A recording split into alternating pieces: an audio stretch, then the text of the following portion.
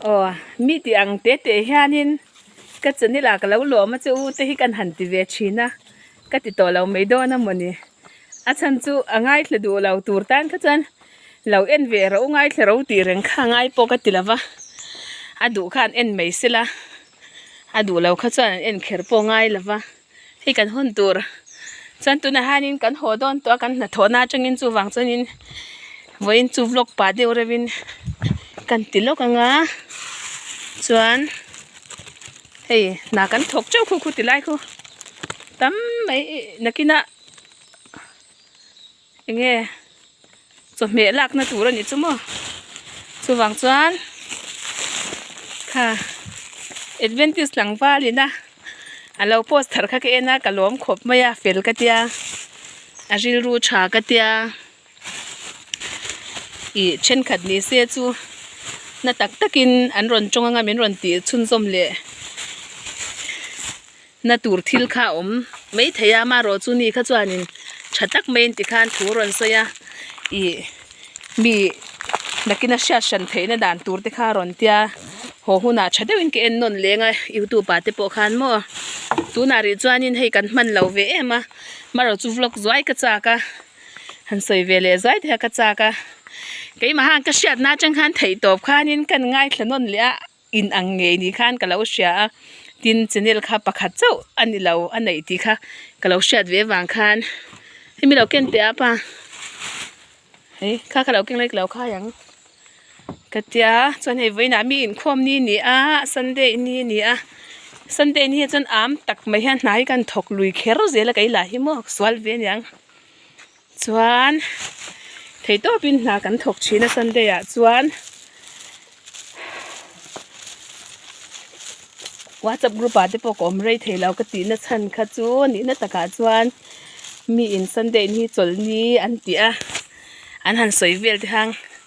kamil lava nel kher lau poin kan chuak e ka lef de zel chin ni chuan chong thei na sa rap thak khamin ti e me ma komena khan na sa WhatsApp group a ka don chen khat phei chu mo me screen sutin min ron thon ta a khulaya nu a enge i kan chol lok tang thu kan soi zoi tang khatia ang le asam me kol tur sarwa ka nu tur ti khop khop ti khan min ti ni chu ma ro chu ni na taka chuan chu tianga min ti tur khop khopa thil swal ka ti po ke chang ka shelawa na sa taka thil swal ti thin mei chha te po ni khwa lo rui thin te khang te po in ke chi pi le wai me ten in man chuanin mi pa ngai an ni mai a ke chu dik ni ka shat ve na hang ka chang na ve thina chu dik ni kan shat te po lo dik vek lo chang o mani ti chu tu na po chiang renga cái pon mi thu muna mokati kha mi thu mun ni lavin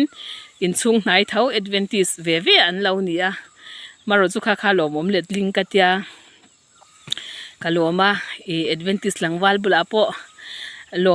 lom thu ka soi du a fil ka tia thil ron soi du dan ka apui tlinga tha e keite chu upa de upo ni maila e karil rui no pang chiat na la hi tam ve a puitling thei tak tak lo ni mo chuwang chonin achunga ka lo me mi a she thiama aron post dana po khan kha kai mi ti lo mani chu ril ru chede wina ron ti lo ta ril ru chade upuina ron tia chuwang chang ka lo me mani chunga po khan voin chu upload le zoi la khang kha kan ho to don box a toy tin kha kan an ti lang zoi hange toy te ti lo khang edit thei ta ken ti bel na in kan thleng to kan in buala apa yar sa siam ka kalaw en chin ko YouTube ka post don na o tian mishing chu thiam sa in tu ma kan piang lawan tia kan upave to veu na chu kum somli kan chuang to na chu hei phone man dan te kan zir zela edit te po ka zir ve zel do na chanin amma khan eng ma kha edit na chang ka shelawatin ka thiam lo shim shim boka ka post pop popa karilu lang ang angka katui ang angka ka video ka in la a en non mi alo khan ka post zel ani tuna chanin kanin sirvele she tanga ka en non zel anga ka post don ka ha hi a onga hi a onga aduwa monti china onga hi Because I know kalai ka da chon aron sen ki mo chon ai helai go hi a chunga arut kanal kha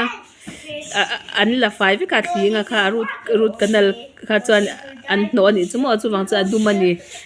chan meizia ku vai chewa mote khamin lo te china kan ni lo nia o soile sha mang chuwang chan edit kha ka zir don vai kan tile zo kan da don chinange hi da bel kan tum chinange